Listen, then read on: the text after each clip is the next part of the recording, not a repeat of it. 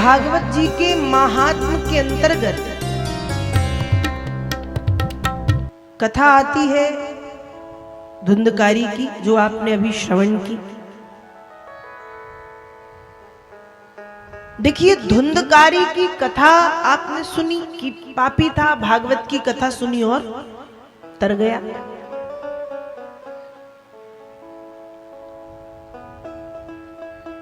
धुंधकारी 5 वैश्याओं के चक्कर में पड़ा था। प्रसंग में हमको लग रहा है कि 5 वैश्याएं मतलब 5 गलत आचरण वाली स्त्रियां, ठीक है, लेकिन कहीं ना कहीं हम भी उन 5 वैश्याओं के चक्कर में पड़े हुए हैं, जो हैं 10। 5 ज्ञानेंद्रियां और 5 कर्म इंद्रियां, जो हमसे प्रतिदिन नई नई मांग करती हैं। इंद्रियां मतलब कान। कान को क्या चाहिए? बोलो बोलो, कान को क्या चाहिए? सुनना। क्या सुनना? तारीफ सुनना। क्या सुनना चाहिए? ये कान चाहते हैं कि हम तारीफ सुनते रहें। आंखों को क्या चाहिए? देखना। क्या देखना? अच्छा देखना। नाक, इसको क्या चाहिए? सूंघना, घ्राण इंद्रिय। मुख को क्या चाहिए? स्वाद इंद्रिय, अच्छा खाना। 2-4 दिन ही हमको यदि ढंग का भोजन ना मिले तो हमको चिड़चिड़ापन आने लगता है। हमको लगता है कि बताओ, तो हम जीभ के बस में है या नहीं? घ्राण इंद्रिय, स्वाद इंद्रिय। और शरीर चाहता, ये त्वचा, ये चाहती स्पर्श। तो हम इन इंद्रियों के चक्कर में पड़े रहते हैं। जैसे धुंधकारी 5 वैश्याओं के चक्कर में पड़ा और उसने पाप किए, वैसे ही हम इस संसार में रहने वाले जो धुंधकारी हैं, हम भी इन 5 के चक्कर में पड़े रहते हैं। प्रतिदिन इनकी कोई नई मांग है। कान कुछ कह रहे हैं, आंखें कुछ कह रही, नाक कुछ कह रही, और हम सब पूर्ति करते भी हैं। श्रीमद् भगवत गीता कह रही है कि 10 इंद्रियां हैं, लेकिन हमको 10 इंद्रियों के वश में नहीं होना है। हमको इन 10 को अपने वश में करना है, लेकिन ऐसा होता नहीं है। इन 10 इंद्रियों का राजा है मन, और ये 10 इंद्रियां इतनी चालाक है, ये मन को, राजा को अपने वश में कर लेती, राजा को गुलाम बना देती, और फिर ये जो कहती हैं मन वही करता है। होना क्या चाहिए? होना ये चाहिए कि मन के वश में ये 10 इंद्रियां हो, लेकिन हो जाता है उल्टा, और फिर वही हमारे पतन का कारण बनता है। अब मान लो हमको शुगर हो गई। क्या हो गई? शुगर। आजकल नॉर्मल सी बात है, सबको, किसी न किसी को, हर एक घर के बाद एक घर में किसी को है, हर घर में किसी एक को है। अब स्वाद के चक्कर में हम मीठा खाना ना छोड़ें, मीठा खाते जाएं, खाते जाएं, खाते जाएं, खाते जाएं, खाते जाएं। क्या होगा? हमारे लिए अच्छा है या बुरा? बुरा है ना। तो उस समय हमको क्या करना है? अपनी इस स्वाद इंद्रियों को बस में करना है कि मीठा नहीं खाना, कड़वा खाना है, करेले का जूस पीना है, मीठा नहीं खाना। लेकिन हम वो नहीं कर पाते। हमको जो करना चाहिए वो हम नहीं करेंगे, हम वही करेंगे जो हमको नहीं करना। हमको मीठा नहीं खाना, पर हम मीठा खाएंगे, क्योंकि हम अपनी इंद्रियों के गुलाम बन गए हैं। ये एक उदाहरण है। हम क्या हैं? अपनी इंद्रियों के वश में हैं, गुलाम हैं। मन इनके वश में है। होना क्या चाहिए? इन 10 को मन के वश में होना चाहिए। मन ने कहा नहीं, मतलब नहीं, लेकिन ऐसा होता नहीं। और धुंधकारी का वही तो था कि 5 वैश्याओं के चक्कर में पड़ा, इतना ज्यादा उनका गुलाम बन गया, दुर्गति हुई। तो ये धुंधकारी की जो कथा है वो कहीं ना कहीं हमको भी कुछ शिक्षा दे रही है कि हमारे शरीर में जो ये 10 वैश्याएं बैठी हैं, 5 ज्ञानेंद्रियां, 5 कर्म इंद्रियां, हमको इन 10 को अपने वश में रखना चाहिए। मन के वश में ये रहे, मन इनके वश में ना हो। अब मन को हम इनका शशि किरण समाना राम कथा शशि किरण समाना संत चकोर करहि जेहि पाना संत चकोर करहि जेहि पाना राम कथा सुंदर करतारी राम कथा सुंदर करतारी राम कथा सुंदर करतारी राम कथा सुंदर करतारी संशय विहग उड़ावन हारी संशय विहग उड़ावन हारी श्री राम जय राम जय जय राम श्री राम जय राम जय जय राम। तो भगवान की कथा कैसी है? कहा भगवान की जो कथा है, राम कथा शशि किरण समाना, चंद्रमा की किरणों के जैसी है। चंद्रमा शीतलता देता है, वैसे ही जो संत रूपी चकोर है वे इस राम कथा रूपी चकोर है, वे इस राम कथा रूपी कृष्ण कथा रूपी इस रसामृत का पान करते हैं, क्योंकि उनके हृदय को ठंडक मिलती। केवल उनके हृदय को नहीं, हम सबके हृदय को। गोस्वामी जी रामचरितमानस में लिख रहे हैं कि राम कथा सुंदर करतारी संशय विहग उड़ावन हारी। राम कथा कैसी है? करतारी। करतार किसको कहते हैं? करतार के यहाँ 2 अर्थ हैं। करतारी, राम कथा कैसी? का राम कथा सुंदर करतारी। करतारी मतलब ताली बजाना, और करतार का एक अर्थ होता है भाग्य। तो राम कथा क्या करती है? कहा राम कथा कुभाग्य को सौभाग्य बनाती है, करतार भाग्य को बदल देती है। और दूसरा अर्थ यदि देखें तो राम कथा सुंदर करतारी। जैसे खेत खलिहानों में हम क्या करते हैं, पशु पक्षी ना आए, चिड़िया कौआ मान लो आ गए, तो हम क्या कर देते हैं, ताली बजा दो, शोर हुआ, उड़ जाते हैं, उड़ते हैं ना। वैसे ही हमारे हृदय के संशय रूपी पक्षी, संशय मतलब हमारे हृदय में जो प्रश्न उत्तर उठ रहे हैं, हमारे हृदय में जो तर्क वितर्क कुतर्क और पता नहीं कितनी कितनी बातें उठती हैं, ये राम कथा, ये भगवत कथा, ये भगवत चरित्र, ये भगवान की कथा, हृदय में उठने वाले संशय रूपी बेहग संशय रूपी पक्षी, मतलब तर्क वितर्क कुतर्क, जमाने भर की जो बातें हैं, संशय हैं, शंकाएं हैं, उन शंकाओं को उड़ा देती। जैसे ताली बजाने से पक्षी उड़ जाते हैं, वैसे ही राम कथा रूपी करतार से मन के संशय समाप्त हो जाते हैं। ये कथा ऐसी है। तो महात्म में कल आपने सुना कि भक्ति ज्ञान वैराग्य को क्या मिला, आपने सुना था। और आज धुंधकारी की कथा सुनी कि उसका तरण तारण हुआ। भगवान की कथा व्यक्ति के जीवन के ताप और संताप समाप्त कर देती। जो बहुत ज्यादा परेशान व्यक्ति है, एकदम भ्रमित है, परेशान है, उसका मन शांत नहीं है, और ऐसा भ्रमित व्यक्ति जब कथा में आके बैठता, 1 दिन बैठता, 2 दिन बैठता, 3 दिन बैठता, हो सकता है 3-4 दिन तक कोई असर ना पड़े, लेकिन जब वो लगातार कथा सुनेगा सुनेगा सुनेगा सुनेगा तो धीरे धीरे उसके जो मन की स्थिति है, मनोदशा है, वो बदल जाएगी। उसका मन बदलने लगेगा, उसको जो भ्रमित, ऐसा लग रहा कि भ्रमित है, वो भ्रम चला जाएगा, उसके मन में शांति आ जाएगी, उसके मन की चिंताएं चली जाएंगी इस कथा को सुनने से। और कथा सुनने से भी यदि ये सब नहीं हो रहा तो मतलब आप सिर्फ कथा में बैठे हैं, कथा सुन नहीं रहे। आप कथा में सिर्फ बैठे हो, सुन नहीं रहे हो।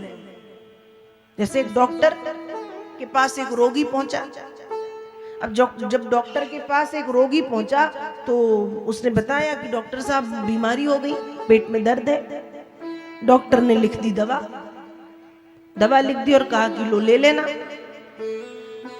अब वो मरीज जो पेशेंट है वो दवा की दुकान में आके, मेडिकल स्टोर पे पहुंच के वो दवा लेता है।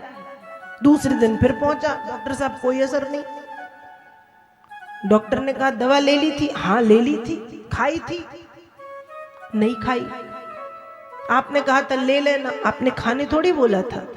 आपने कहा था दवा ले लेना तो मैंने ले ली, आपने ये नहीं कहा कि खा लेना। वैसे ही कथा में आके बैठना अलग है और कथा में आके बैठ के कथा को श्रवण करना अलग है। कथा में बैठना तो वैसे ही हो गया कि दवा ले ली पर खाई नहीं, तो दवा ले ली और खाई नहीं तो असर नहीं होगा। जब दवा ली है, जब दवा को समय समय पे खाओगे, जब डॉक्टर ने बताया कि इतने घंटे के अंतर से, तो असर करने लगेगी। वैसे ही जब कथा में आप बैठे हैं तो कथा को सुनना है, कथा को ध्यान से सुनना है, तब जीवन पर उसका असर दिखने लगेगा, तब दिखेगा।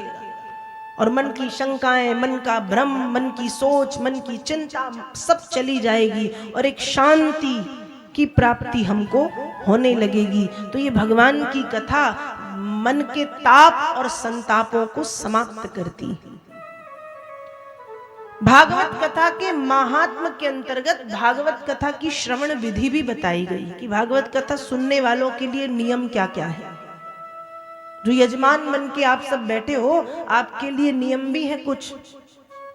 नियम क्या है? जो यजमान बन के बैठे हो उनके लिए भी है, और जो और लोग, कई लोग होते हैं ना कि चलो हम यजमान नहीं बने तो क्या हुआ, पर हम 7 दिन बिल्कुल कथा सुनेंगे ध्यान से। उन सब के लिए जो कथा श्रवण करने के लिए बैठे, सबके लिए नियम भागवत जी में बताए। नियम क्या? कहा पहला नियम है कि 7 दिनों तक झूठ ना बोले, सत्य बोले। वैसे तो झूठ कभी नहीं बोलना चाहिए, लेकिन कभी कभी जरूरत पड़ती है क्योंकि हम संसार में रहते हैं। पर भागवत की कथा सुनने के लिए जब यजमान बनकर के आप विराजमान हैं तो कोशिश ये होनी चाहिए कि झूठ ना बोले, किसी भी स्थिति में झूठ ना बोले, पहला नियम। दूसरा नियम यह है कि क्रोध ना करें। क्या ना करें? गुस्सा ना करें। कई लोग होते ना जिनकी नाक पे गुस्सा बैठा रहता है, कुछ हुआ नहीं और तमतमा गए। लेकिन कथा में जब आप बैठे हैं तो 7 दिनों तक कोशिश ये होनी चाहिए कि क्रोध ना करें। क्या करें? क्रोध नहीं, गुस्सा नहीं। तीसरा नियम, जब आप कथा में यजमान बन करके बैठे हैं तो तिलक धारण जरूर करें, तिलक लगाएं, सबको तिलक लगाना चाहिए। चौथा नियम, जब आप कथा में आकर के बैठे हैं तो कथा में बैठे हैं ठीक है, लेकिन हाथ में माला हो।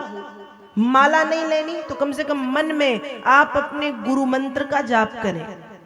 और यदि आपने गुरु मंत्र नहीं लिया है तो द्वादशाक्षर मंत्र का जाप करें। द्वादशाक्षर मंत्र कहते हैं ओम नमो भगवते वासुदेवाय। मन में इस मंत्र को जपो तो कथा सुनने का जितना फल मिलेगा उससे ज्यादा फल इस जाप का कि आप कानों से कथा सुन रहे थे और मन में आप, कई लोग होते ना कथा में आके बैठ गए, कथा में मन नहीं है, साज सज्जा में मन लगा है, गर्मी लग रही है, आजू बाजू की महिलाओं की साड़ियां देख रही हैं, महिलाएं बातें कर रही हैं, गप्पे कर रही, अरे उसने ये पहना था, उसने वो नहीं। जब कथा में आप हैं तो या तो गुरु मंत्र, और गुरु मंत्र नहीं लिया तो द्वादशाक्षर मंत्र का जाप मन में करते रहे, दुगना फल मिलता है। चौथा नियम। पांचवा नियम, कथा सुनने का पांचवा नियम यह है कि उपवास करें, व्रत, फलाहार। वेद व्यास जी लिख रहे हैं कि या तो फलाहार करें, लेकिन फिर उस भागवत में ही यह लिखा है कि जो लोग ऐसा नहीं कर सकते उनके लिए है कि एक समय फलाहार कर लें, दूसरे समय भोजन कर लें। अब ऐसा भी नहीं कर पाते लोग क्योंकि बीमारियां हैं, नहीं कर पाते, सहन नहीं हो रही भूख। अब भूख लगी है तो भजन में भी मन नहीं लगता ना, कहते ना भूखे भजन ना होए गोपाला। तो उनके लिए यह है कि दोनों समय भोजन करें, लेकिन भोजन सात्विकी होना चाहिए। कैसा होना चाहिए? सात्विकी। सात्विकी मतलब एकदम सादा, ज्यादा मिर्च तेल मसाला लहसुन प्याज ये सब नहीं, एकदम सादा। सादा भोजन करें, और सादे भोजन में भी भोजन कैसा, थोड़ा सा कम खाएं। यदि 4 रोटी खाने वाले हैं तो 2 रोटी खाएं। अब 2 रोटी खाने वाले कितनी खाएं? कितनी खाएं? 1 नहीं, 2 रोटी खाने वाले 2 ही खाएं। पर थोड़ा यदि खा रहे हैं आप तो कम खाएं। क्यों? क्योंकि भोजन करने के बाद क्या आती है? आती है ना, भोजन करने के बाद नींद आती है। अब जो कथा में यजमान बने हैं उनको तो सुबह भी प्रातः काल अनुष्ठान में बैठना है, पूजन करना, शाम को कथा में बैठना है। अब पता चला पूजन में बैठे तो जमाई आ रही है और कथा में बैठे तो नींद आ रही है, तो ये भी अच्छा नहीं है। इसलिए भोजन सात्विकी हो और भोजन थोड़ा सा कम हो, जितना खाते हैं उससे थोड़ा कम, जिससे स्फूर्ति और बनी रहे, प्रमाद ना आए, आलस्य ना आए, बस इसलिए। 5वां नियम। 6वां नियम भूमि शयन, पृथ्वी पर सोना।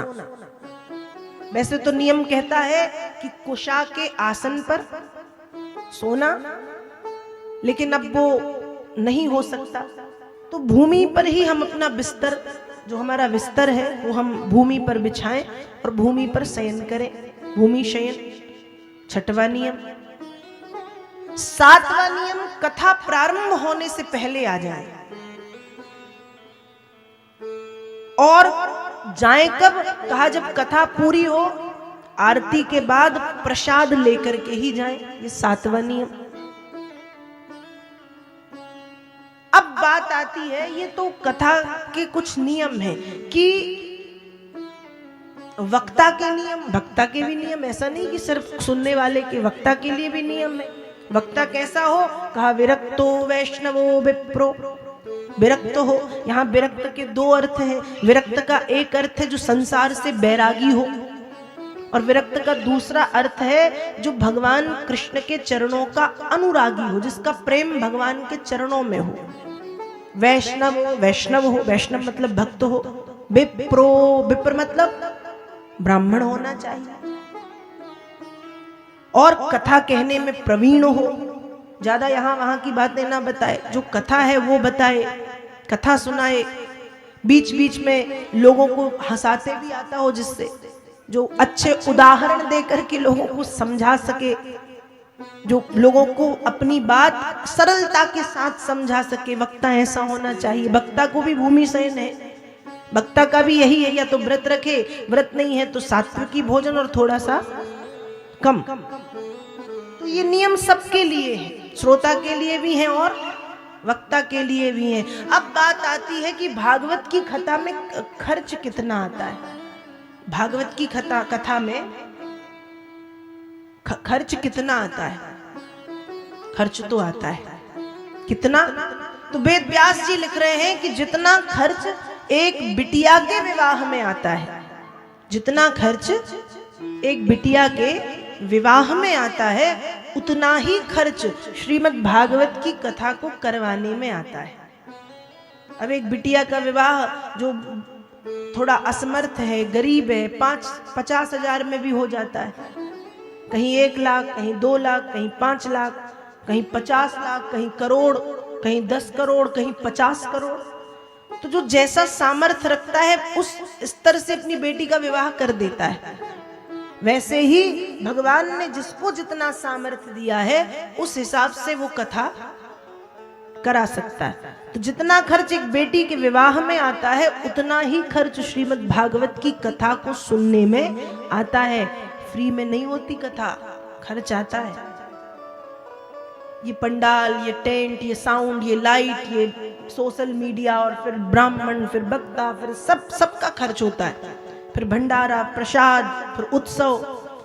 तो जितना खर्च एक बिटिया के विवाह में उतना ही खर्च श्रीमद् भागवत की कथा को सुनने में आता है। इसलिए जब भी भागवत की कथा कराने का मन हो तो ये मत सोचो कि फ्री में हो जाएगी, थोड़ा सा धन जोड़ के रखो तब कथा होगी। जैसे बेटी के विवाह में छोटे स्तर से लेके बड़े स्तर तक, वैसे ही कथा भी हो जाती है। बहुत छोटे रूप में भी होती है, बहुत छोटे रूप में हो जाती है, घर के कमरे में हो जाती है, और बहुत बड़े रूप में भी होती है, बहुत बड़े रूप में। तो कथा में खर्च कितना आता है? इतना आता है। ऐसे महात्म के अंतर्गत कथा श्रवण की विधि, वक्ता और श्रोता के लिए नियम, और भागवत की कथा में खर्च कितना आता है, इस विषय पर वेद व्यास जी वर्णन करते हैं। नैमिषारण्य की पावन भूमि में कल आपने सुना था कि सूत जी महाराज सौनकादिक ऋषियों को कथा सुना रहे हैं। सूत जी एक उच्च आसन पर विराजमान है। 88,000 सौनकादिक ऋषि पृथ्वी मां की गोद में बैठे हैं, और भागवत के प्रथम स्कंद के प्रथम अध्याय के पहले श्लोक में भगवान के स्वरूप का वर्णन करते हुए सूत जी महाराज कह रहे, जन्माद्यश्च यतोऽन्वयादितरतस् चार्थे सुविज्ञास्वरा तेने ब्रह्महृदाय आदि कवये मुह्यन्ति यत्सूरया तेजो बारी मृदाम यथा विनिमयो यत्र सर्गो मृषा धाम्ना स्वेन सदा निरस्तकुहकं सत्यं परं धीमहि। पहले श्लोक में भगवान को परम सत्य बताया है कि जब ये संसार नहीं था तब वो थे, जब संसार रहता है तब वो रहते हैं, जब संसार नहीं रहेगा तब भी वो रहेंगे। तीनों कालों में, दशों दिशाओं में जिनकी सत्ता विद्यमान है, ऐसे भगवान को परम सत्य कहकर के वेद व्यास जी प्रणाम कर रहे हैं। अब नैमिषारण्य में सूत जी महाराज कथा सुना रहे हैं, और भागवत के प्रथम स्कंद में श्री सौनकादिक ऋषियों ने सूत जी से 6 प्रश्न किए हैं, और एक एक करके उन 6 प्रश्नों का उत्तर श्री सूत जी दे रहे हैं। पहला प्रश्न किया है, जीव का कल्याण कैसे हो। दूसरा प्रश्न किया है, भगवान इस पृथ्वी पर अवतार कब लेते हैं। तीसरा प्रश्न किया है, भगवान के कितने अवतार हुए। चौथा प्रश्न किया, समस्त शास्त्रों का सार क्या है। पांचवा प्रश्न किया कि धर्म की गति क्या है, और छठवां प्रश्न किया है कि अंत में धर्म किसकी शरण में गया। 6 प्रश्न, और इन्हीं 6 प्रश्नों के चारों तरफ भागवत की कथा चलती है। एक एक करके सूत जी ने 6 प्रश्नों का उत्तर दिया है। भगवान का अवतार क्यों होता है वह बताया, जीव का कल्याण कैसे हो, भगवान के कितने अवतार हुए, एक एक करके सारे प्रश्नों का उत्तर दिया है। सूत जी महाराज से सौनकादिक ऋषि प्रश्न कर रहे हैं कि हे भगवान, हम ये जानना चाहते हैं कि वेद व्यास जी महाराज ने 17 पुराण लिख दी थी। 17 पुराण लिखने के बाद वेद व्यास जी को 18वीं पुराण के रूप में भागवत की कथा क्यों लिखनी पड़ी। सूत जी महाराज उत्तर दे रहे हैं कि वेद व्यास जी ने जब 17 पुराण लिखी तो 17 पुराण में पद्म पुराण, मत्स्य पुराण, लिंग पुराण, कूर्म पुराण, गरुण पुराण, बृहन नारदीय, ब्रह्म वैवर्त, अग्नि स्कंद इत्यादि 17 पुराण लिखे। और 17 पुराण लिखने के बाद भी जब वेद व्यास जी के मन में शांति नहीं आई, अशांत चित्त वेद व्यास जी अपने आश्रम में बैठे थे, और वेद व्यास जी के आश्रम में कौन पहुंचे? नारद जी। और नारद जी ने जब वेद व्यास जी को देखा कि ये तो हैरान परेशान बैठे हैं, क्योंकि जब व्यक्ति परेशान होता है तो जो अपना होता है वो समझ जाता है, वो बोले ना बोले चेहरा देख के बता देगा कि ये परेशान है।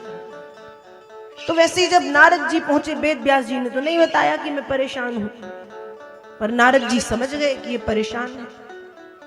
नारद जी ने पूछा, परेशान है आप? अशांत हैं आप?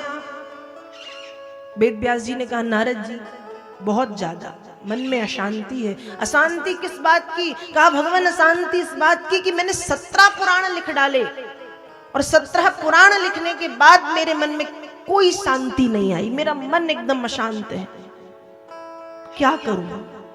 तब नारद जी ने अपने पूर्व जन्म की कथा सुनाई कि पूर्व जन्म में मैं दासी का पुत्र था, मेरी माँ महात्माओं की सेवा करने वाली एक दासी थी और मैं भी माँ के साथ रहता और साधु महात्मा संतों की सेवा करता। मेरा बचपन संत सेवा में निकला और संत सेवा करते करते जब संतों का जीवन मैंने देखा तो मेरे जीवन में संतों की सेवा करते करते भक्ति अपने आप आ गई।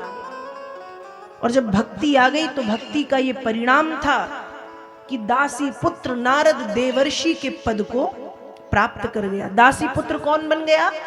देवर्षि नारद। तो जब उन भगवान के नाम से मेरा जीवन बदल सकता है, वेद व्यास जी उन्हीं भगवान के पावन चरित्र को लिखना आप शुरू करें। नारद जी के समझाने पर श्री वेद व्यास जी महाराज ने 18वें पुराण के रूप में श्रीमद् भागवत महापुराण की रचना की। और 18वीं पुराण के रूप में जब श्रीमद् भागवत महापुराण की रचना की, भागवत की कथा लिखनी जब शुरू की वेद व्यास जी ने, तो 17 पुराण जो पहले लिखे जा चुके थे वो देव रूप में आए। किस रूप में आए? देव रूप में। और जैसे आप नीचे बैठ के कथा सुन रहे हो ना, ऐसे वो देव रूप में आके नीचे बैठ के वेद व्यास जी कथा लिख रहे थे भागवत की और वो उस कथा को सुन रहे थे। मतलब कथा वेद व्यास जी ने बोली है, लिखी किसने है? गणेश जी ने लिखी है। भागवत की कथा लिखी किसने है? गणेश जी ने। बद्रीनाथ में गणेश गुफा है जहां पर वेद व्यास जी ने कथा कही है और गणेश जी महाराज ने उस कथा को लिखा है। तो जब वेद व्यास जी कह रहे थे तो 17 पुराण उस कथा को सुन रहे थे। इसलिए प्रत्येक पुराण को पुराण कहते हैं। विष्णु पुराण, अग्नि पुराण, स्कंद पुराण, गरुण पुराण, शिव पुराण, कूर्म पुराण, लिंग पुराण, सभी पुराण को पुराण कहते हैं। लेकिन भागवत को क्या कहते हैं? श्रीमद् भागवत महापुराण सप्ताह ज्ञान यज्ञ। भागवत कैसी है? कहा भागवत महापुराण है। तो भागवत की कथा की रचना हुई। सूत जी महाराज ने शौनकादिक ऋषियों को समझाया है कि भागवत की कथा की रचना कैसे हुई। अब भागवत की कथा की रचना का क्रम सुन के फिर शौनकादिक ऋषि पूछ रहे हैं कि वेद व्यास जी ने भागवत की कथा लिखी और यही कथा आगे चल के वेद व्यास जी के पुत्र हैं श्री सुखदेव जी महाराज, उन्होंने परीक्षित को सुनाई। तो ये कथा सुखदेव जी ने परीक्षित को कैसे सुनाई? क्योंकि हमने तो ये सुना है कि सुखदेव जी का जन्म हुआ था और पैदा होते ही जंगल भाग गए थे और ज्यादातर कम बोलने वाले हैं, छिपकर रहने वाले, किसी से बहुत ज्यादा बातचीत नहीं करते। तो कम बोलने वाले, कम बातचीत करने वाले श्री सुखदेव जी का संवाद राजा परीक्षित से कैसे हुआ, कैसे परीक्षित को मिले और परीक्षित को ये कथा कैसे सुनाई, अब वो आप हमको विस्तार से बताइए। उस समय सूत जी महाराज ने बताना शुरू किया। कल आपने सुना था कि शंकर भगवान के कहने पर सुखदेव जी जब माँ के पेट से बाहर आए, भोलेनाथ ने ही तो कहा था ना, जब माँ के पेट में पीड़ा हुई कि बाहर आओ मैं नहीं मारूंगा, तो सुखदेव जी बाहर आए और बाहर आते ही भाग गए। जब भागे तो वेद व्यास जी ने पीछा किया, क्यों? बेटा है, रोकने की कोशिश की, लेकिन सुखदेव जी संसार से अनविज्ञ, संसार के सारे संबंधों से अनजान भागते जा रहे हैं, भागते जा रहे हैं, भागते जा रहे हैं, भागते जा रहे हैं, भागते जा रहे हैं, भागते भागते भागते भागते चले गए जंगल। थक हार के वेद व्यास जी लौट आए, पर वेद व्यास जी के मन में एक भाव है, वेद व्यास जी के मन में ये चिंता हो गई कि देखो जन्म से हर व्यक्ति वैराग्यवान तो हो सकता है पर ज्ञानी नहीं हो सकता। व्यक्ति जब तक गुरुमुख नहीं होता तब तक उसको ज्ञान की प्राप्ति नहीं होती। ज्ञान कब मिलेगा? जब आप गुरु की शरण में बैठेंगे। तो बेटा मेरा वैरागी तो है पर ज्ञानी नहीं, और व्यक्ति के जीवन में ज्ञान भी बहुत जरूरी है। तो वेद व्यास जी महाराज ने भागवत के 2 श्लोक निकाले हैं। एक श्लोक में भगवान की सुंदरता और दूसरे श्लोक में भगवान की कृपालुता का वर्णन है। और अपने कुछ 5-7 शिष्यों को बुलाया और शिष्यों को बुला करके कहा कि इन श्लोकों का उन जंगलों में जाकर के तुम पाठ करो जिन जंगलों में सुखदेव जी महाराज निवास कर रहे हैं। शिष्यों ने श्लोक पढ़े और सुखदेव जी जिन जंगलों में हैं उन जंगलों में वो श्लोक गाने शुरू कर दिए। और जब श्लोक का गायन करना प्रारंभ किया, श्लोक का गायन करना शुरू किया, सुखदेव जी ने पहले दिन श्लोक सुने तो आनंद आ गया, भाव में डूब गए। दूसरे दिन सुने फिर आनंद आ गया, तीसरे दिन सुने फिर इतने ज्यादा भाव में डूब गए कि आंसू बहने लगे। और भाग करके उन शिष्यों के पास आए और बोले कि बताओ तुमको ये श्लोक किसने सिखाए। शिष्यों ने कहा ये श्लोक हमको हमारे गुरुजी ने सिखाए हैं। सुखदेव जी बोले हमको भी गुरुजी के पास लेके जाओ। आपके गुरुजी कौन? कहा हमारे गुरुजी हैं कृष्ण द्वैपायन महर्षि वेदव्यास। तब लौट के सुखदेव जी वेद व्यास जी के पास आए और फिर वेद व्यास जी के पास आकर के उन्होंने भागवत की कथा का अध्ययन किया। फिर यही कथा सुखदेव जी ने राजा परीक्षित को सुनाई। तो सौनकादिक ऋषि सूत जी से पूछ रहे हैं कि ठीक है, सुखदेव जी ने कथा वेद व्यास जी से पढ़ी, लेकिन सुखदेव जी को परीक्षित कहां से मिल गए और ऐसी कौन सी परिस्थितियां बनी कि परीक्षित को कथा सुनानी पड़ी? अब वो आप हमको बता दीजिए। बड़ी सुंदर कथा आती है। देखिए, भागवत जी का जो बीजांकुरण है वो महाभारत से हुआ है। भागवत का बीजांकुरण महाभारत में महारानी कुंती ने भूमिका निभाई है। महाभारत का युद्ध हुआ, परिणाम सबको पता है। कौरव हारे, पांडव जीते। सिर्फ एक कौरव बचा है जिसका नाम है दुर्योधन, और दुर्योधन का मित्र है जिसका नाम है अश्वत्थामा। दुर्योधन का मित्र कौन? अश्वत्थामा। वो दुर्योधन के पास पहुंचा और दुर्योधन के पास जाकर के कहता है कि तुम चिंता मत करो, मैं कल ही 5 पांडवों के सिर काट करके ला करके तुम्हारे सामने रखूंगा। दुर्योधन जानता है कि ये बोल रहा है तो कर सकता है, और ये बात भगवान कृष्ण को जब पता चली कि ये बोल रहा है तो कर सकता है, तो भगवान ने तुरंत पांडवों को इशारा किया कि तुम जहां पर सोते हो आज रात में वहां पर नहीं सोना है, जगह बदल दो। पांडवों ने तो जगह बदल दी, लेकिन पांडवों के 5 बेटे जो बिल्कुल अपने पिता की तरह दिखते हैं, बिल्कुल अपने पिता, वो अपने पिता की जगह पे जाके सो गए। कद काठी रूप रंग बिल्कुल एक सा। अब रात में अश्वत्थामा आया, रात का समय है, बहुत ज्यादा दिख नहीं रहा उसको, तो ये लग रहा कि कद काठी रूप रंग सब पांडवों का।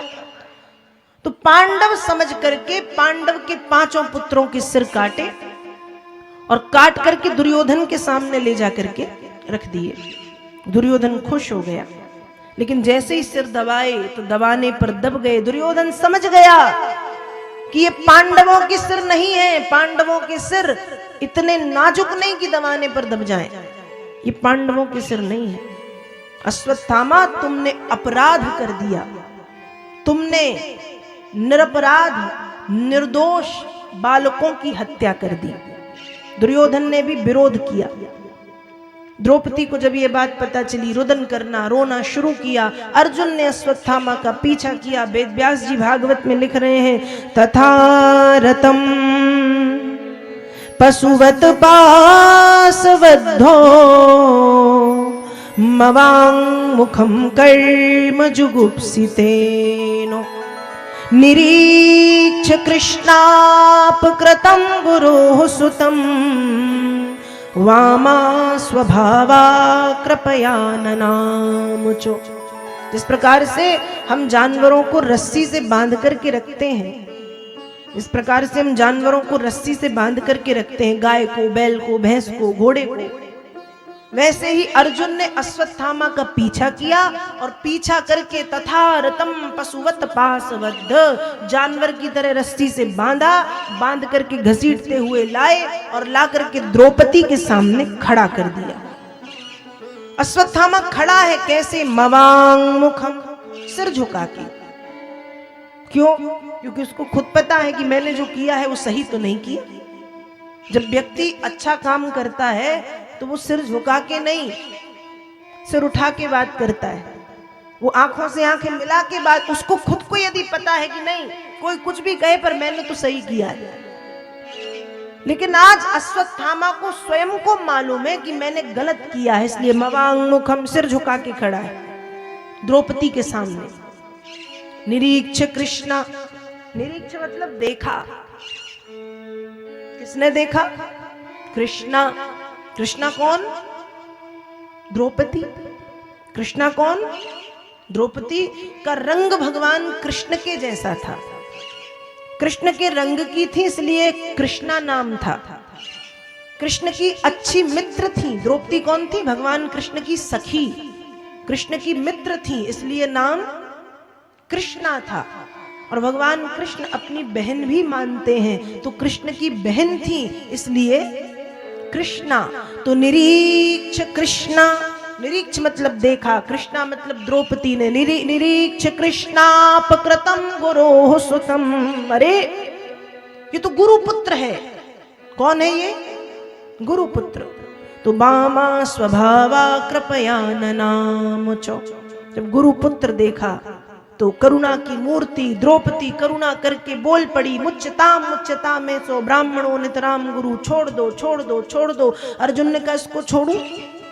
इसने हमारे 5 बेटों को मौत के घाट उतार दिया। द्रौपदी बोली हाँ छोड़ो। अर्जुन ने कहा इस पर इतनी दया क्यों? द्रौपदी ने दया का कारण बताया, ब्राह्मणों, ये ब्राह्मण है और ब्राह्मण कैसा भी क्यों ना हो, ब्राह्मण पूजनीय होता है, इसलिए ब्राह्मण है, छोड़ो।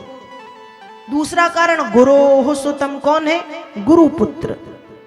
आप ये ना समझें कि आपके सामने अश्वत्थामा खड़ा है, आप ये देखो कि गुरु द्रोणाचार्य स्वयं छोटे रूप में खड़े हैं। क्यों? क्योंकि पुत्र पिता का अंश होता है। आत्मा वही जायतेति पुत्रा, पुत्र पिता का अंश होता है। तो ये गुरु द्रोणाचार्य का अंश है, इसलिए गुरु मान करके छोड़ दो।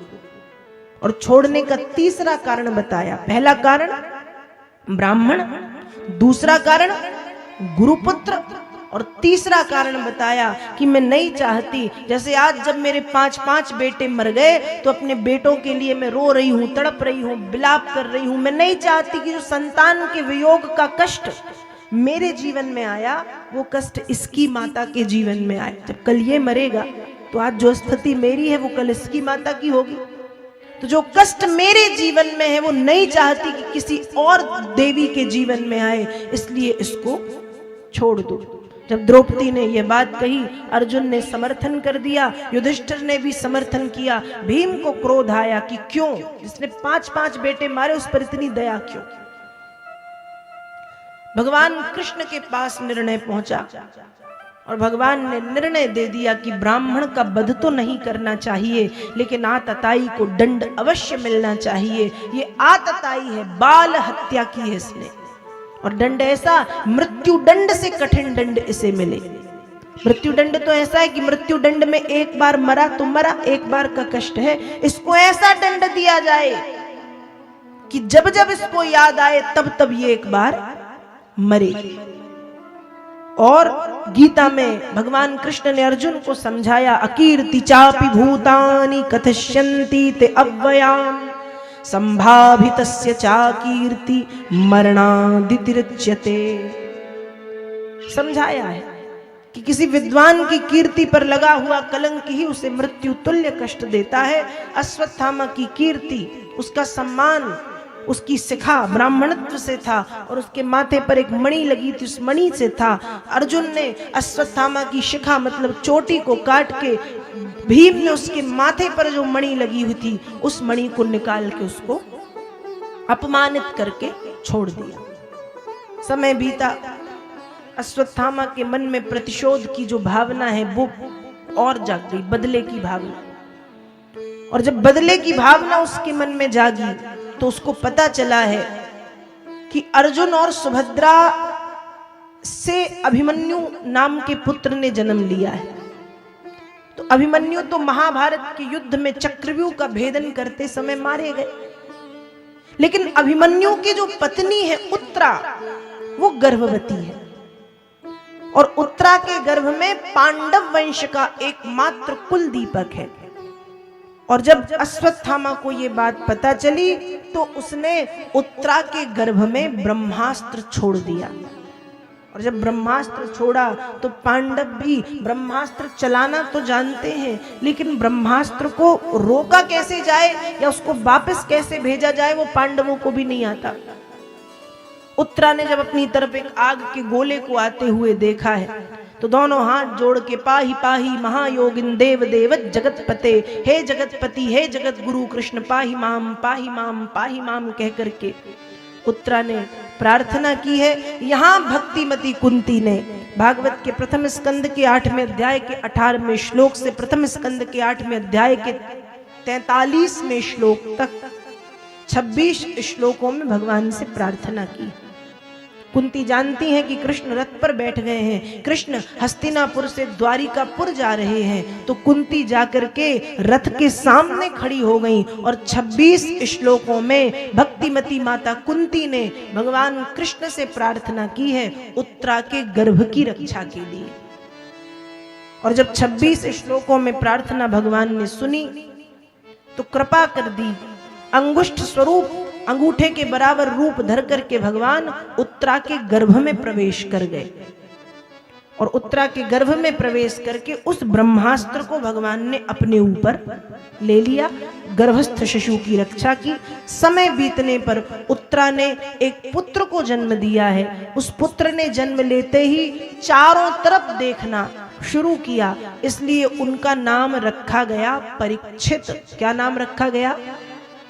परीक्षित। परी का अर्थ होता है चारों तरफ, और संस्कृत की ईक्षित धातु से शब्द बनता है, ईक्षण धातु से शब्द बनता है ईक्षित, चारों तरफ देखने वाला कहलाता है परीक्षित। जन्म लेते ही यह देखना शुरू किया है कि माँ के गर्भ में जिस सांवरी सूरत ने, जिस मोहनी मूरत ने मेरी रक्षा की थी, इस संसार में वो भगवान मुझे दिखता क्यों नहीं। दूसरा नाम रखा है गया है विष्णुरात। विष्णुरात का मतलब है विष्णु के द्वारा जिसकी रक्षा का काम किया गया, परीक्षित और विष्णुरात। इस तरह से राजा परीक्षित का जन्म हुआ। पांडवों का महाप्रयाण, और महाप्रयाण के बाद सम्राट कर्मयोगी परीक्षित ने राज्यपाट संभालना शुरू किया। अब एक बार जय श्री कृष्ण तो बोलना ही पड़ेगा। बोलिए श्री वृंदावन बिहारी लाल की, हनुमान जी महाराज की। आइए कुछ क्षण के लिए भगवान के पावन नाम का संकीर्तन करें, तत्पश्चात आगे की भगवत चर्चा में प्रवेश करेंगे। सभी गाएंगे भाव से वाणी का सहयोग, ताली सेवा अवश्य प्रदान करते हुए सभी को बोलना है और क्या कहना है। कर गए दिल पे टोना बांके बिहारी के नैना, कर गए दिल पे टोना बांके बिहारी के नैना, कर गए दिल पे टोना बांके बिहारी के नैना, कर गए दिल पे टोना बांके बिहारी के नैना, बांके के नैना बिहारी के नैना, बांके के नैना बिहारी के नैना, बांके के नैना बिहारी के नैना, बांके के नैना बिहारी के नैना, कर गए दिल पे टोना बांके बिहारी के नैना, कर गए दिल पे टोना बांके बिहारी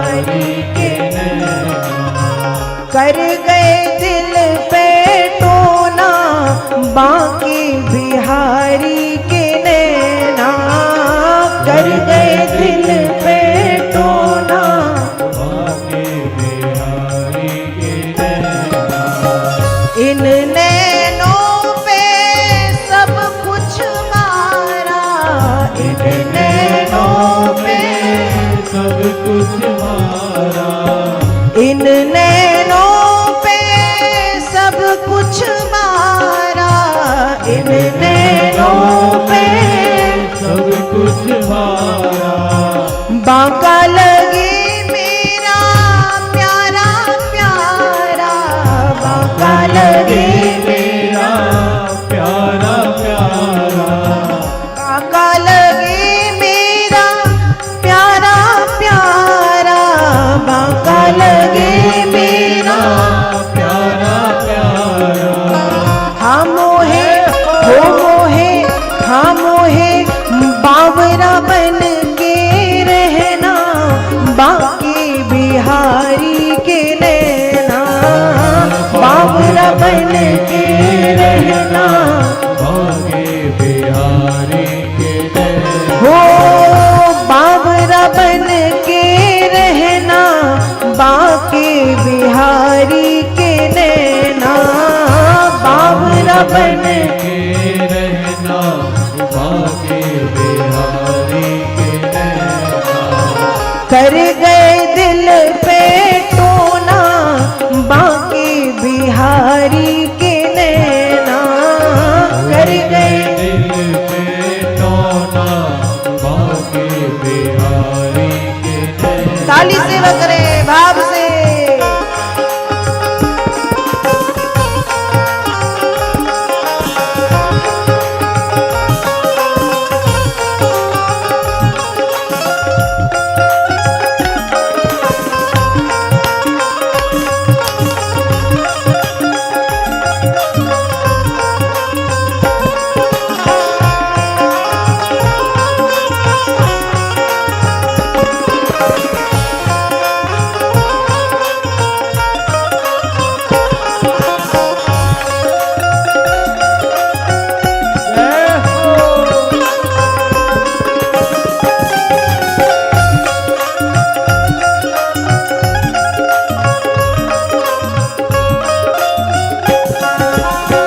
मोटे मोटे नैनों में भीना भीना गजरा, मोटे मोटे नैनों में भीगा भीगा गजरा, मोटे मोटे नैनों में भीना भीना गजरा, मोटे मोटे नैनों में भीगा भीगा गजरा, भीना भीना गजरा, भीना भीना भीना भीना गजरा, भीना भीना गजरा, मोटे मोटे नैनों में भीना भीना गजरा, मोटे मोटे नैनों में भीगा भीगा गजरा। प्यारा लगे तेरा फूलों का गजरा, प्यारा लगे तेरा फूलों का गजरा, प्यारा लगे तेरा फूलों का गजरा, प्यारा लगे तेरा फूलों का गजरा। हो तेरी हाँ तेरी हो तेरी झांकी का क्या कहना, बाके बिहारी के नैना, झांकी का क्या कहना, बाके बिहारी के नैना, झांकी का क्या कहना, बाके बिहारी के नैना, झांकी का क्या कहना। बाके बिहारी के नैना। और दोनों हाथ ऊपर करके पूरे पूरे सभी ऊपर कर लो दोनों हाथ, और ताली सेवा करते हुए कर गए दिल पे टोना, बाके बिहारी के नैना, कर गए दिल पे टोना। बाके बिहारी के नैना। ताली सेवा करें भाव से।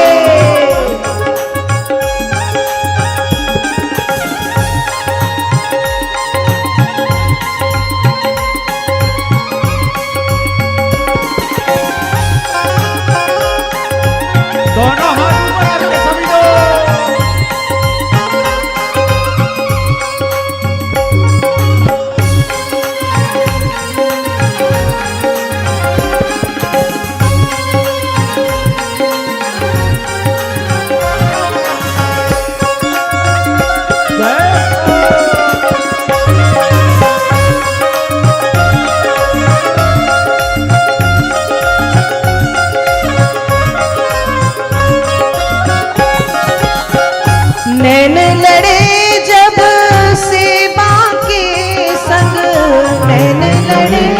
सब सेवा के सब प्रेम प्रीति का ऐसा चढ़ा रंग, प्रेम प्रीति का ऐसा चढ़ा रंग, प्रेम प्रीति का ऐसा चढ़ा रंग, प्रेम प्रीति का ऐसा चढ़ा रंग, हो मोहे हाँ मोहे हो मोहे बावरा बन के रहना बांके बिहारी के नैना, बावरा बन के रहना शिवा के बिहारी के नैना, बावरा बन के रहना बांके बिहारी के नैना, बावरा बन के रहना बाके बिहारी के नैना,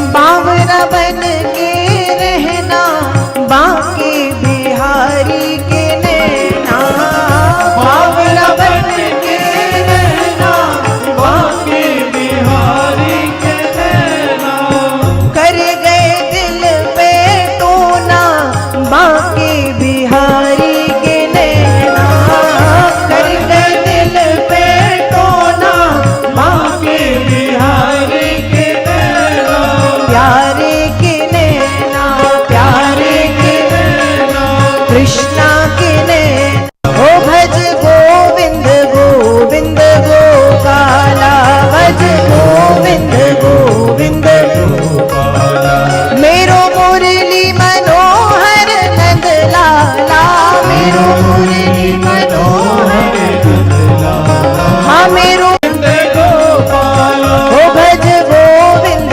गोविंद गोपाला, भज गोविंद गोविंद गोपाला, मेरो मुरली मनोहर नंद लाला, मेरो मुरली मनोहर नंदलाला, मेरो मुरली मनोहर नंद लाला, मेरो मुरली मनोहर नंदलाला, दोनों हाथ ऊपर ताली सेवा करते हुए ओ भज गोविंद गोविंद गोपाला, भज गोविंद गोविंद गोपाला, ओ भज गोविंद गोविंद गोपाला, भज गोविंद गोविंद गोपाला, ओ भज गोविंद गोविंद गोपाला, भज गोविंद